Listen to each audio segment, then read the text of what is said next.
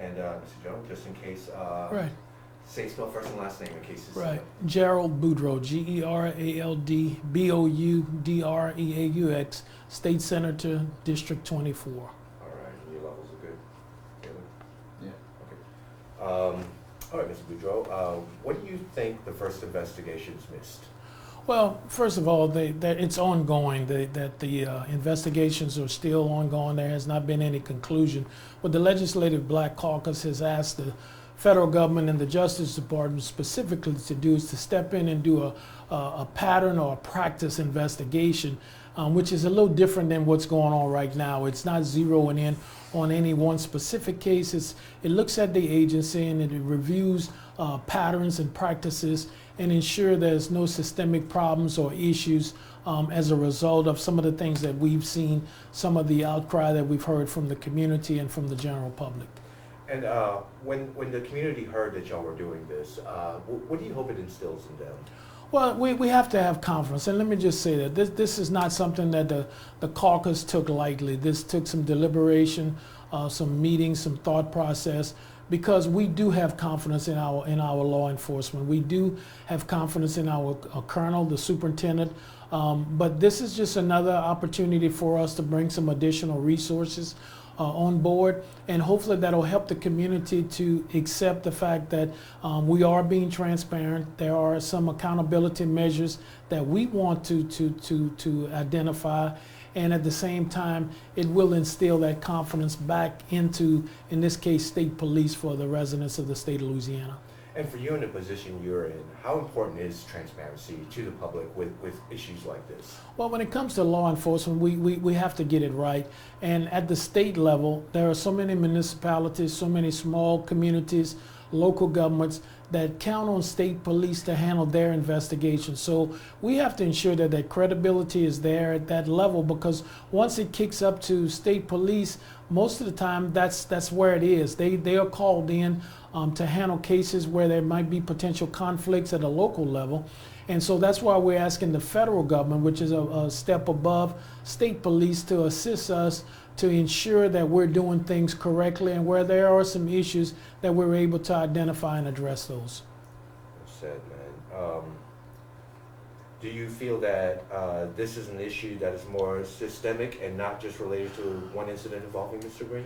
Well, I want to reserve my final judgment and opinion till we get more information on it.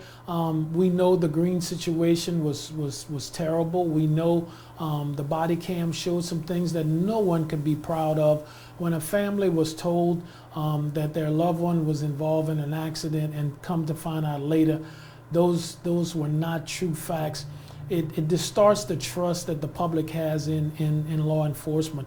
So I don't want to condemn the agency because of a few officers. We have so many outstanding state policemen, so many people that are in law enforcement, that we don't want to just pretend that that's the everyday practice. So we're going to let the process roll out, and we're going to get more information. There's been a lot of dialogue right now within state police. There have been many changes. I want to say part of that accountability is changing some of the laws. So on last year, we created a task force to look at law enforcement. That committee came up with 18 recommendations on laws that need to be changed to bring that level of confidence back. From chokeholds to an officer observing another officer doing something illegally, they're now by law are mandated to step in. So we're proud of the fact that out of those 18 recommendations that came from the Law Enforcement Task Force, 16 of them are now laws in the state of Louisiana. So we're making progress. We have a new colonel that's over state police. And we have confidence in his ability to get the job done. We want to just make sure that he has all the resources, and when we connect law enforcement from one parish to another, that we're all on the same page. Some people feel that the issues with law enforcement run very deep and will require major changes. Well, what would you say to these people?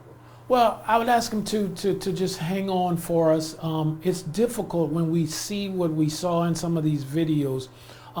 We don't have all of the answers to all of the questions, and once we do, and we feel confident that the federal government through the Department of Justice will assist us in bringing this to a timely closure so that we can make that determination. Is it systemic?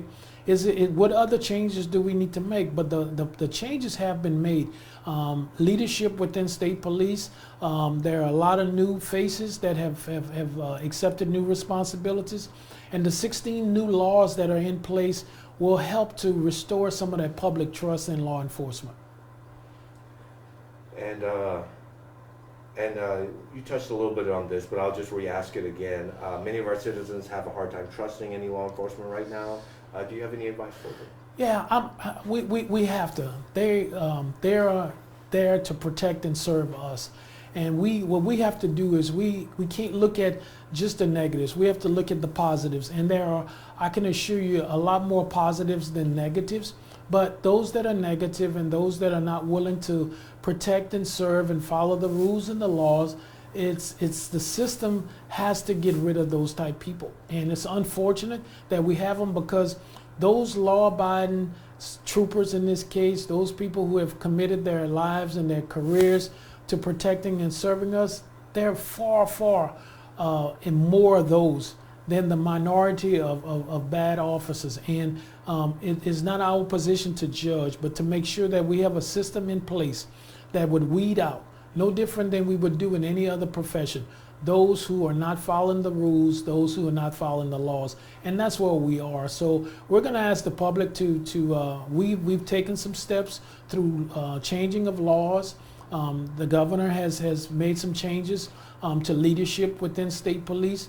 And now we're asking the Department of Justice to assist us in a timely manner so that we can bring that public trust back to a level where we feel confident and we feel safe with those that we have in power to serve us and to protect us. Yes, sir. And with all the new technology coming out, the iPhones, the body cameras, the public shouldn't view this as, oh, I knew they were doing the wrong thing. They should look at it as a way that you guys are improving it because of this technology is bringing things to light a little bit more. Without a doubt, it's a great point. And one of the changes in laws were, you no longer can turn off your dash camera or your body camera.